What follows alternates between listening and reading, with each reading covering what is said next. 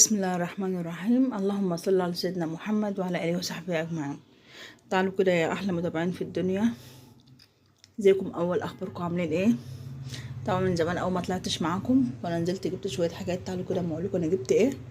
تعالوا نشوف بقى الاسعار اللي ما شاء الله بقت فوق في السما كده. تعالوا كده مع بعض. تعالوا بقى كده اما نشوف الحاجات اللي انا جبتها. انا جبت الربع كيلو كمون ده بسعر 400 جنيه. عن ربع كيلو ده ب 100 جنيه. طبعا الفلفل الاسود نفس الطريقه، ربع كيلو ب 100 جنيه. والشاي ده حلو قوي. وده عرض عبارة عن فانيليا واتنين خميرة واللي هو كيك شيف واتنين بيكنج باودر. كان ب32، عملوا على عرض بقى ب20 جنيه. العرض ده حلو قوي. وطبعا دي فانيليا دريم برضو جميلة جدا. ما بحبش استخدم الا هي. طبعا احنا بنجيب حاجتنا كده شوية شوية بعد رمضان. والكسر ده برضو اللي هو الفانيليا ده، لان بحب الفانيليا. وده زيت زيتون جميل جدا.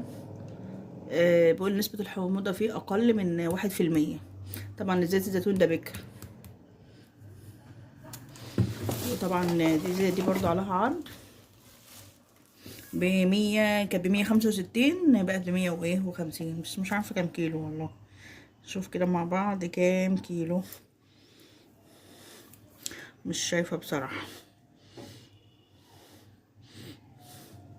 مش عارفة كام. 2 كيلو ونص.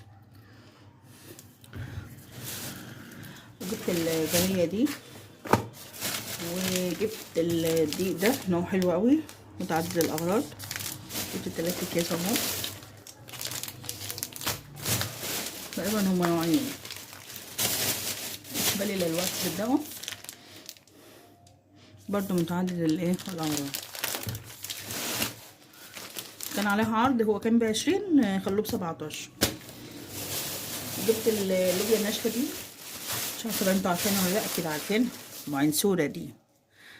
طبعا همسكها هبيتها في ميه وهسلقها وبعد كده افرزها تبقى عندي جاهزه في الفريزر عشان تبقى جاهزه عندي. طبعا دي الحاجات اللي انا جبتها. كل ما انزل كده اجيب حاجه عشان بعد كده تبقى الحاجه متوفره عندي. تمام. بس العرض ده حلو، جربت منه امبارح في الكيك، ما شاء الله طلع جميل جدا. طبعا بشكركم على الكومنتات الحلوه اللي انتوا بتبعتوها لي وانتوا اللي بتشجعوني طبعا. وانا بحبكم كتير قوي ودايما موجودين في حياتي. وفعلا انا بكبر بكم وانتوا اللي بتشجعوني ان انا استمر. وبترككم في رعايه الله.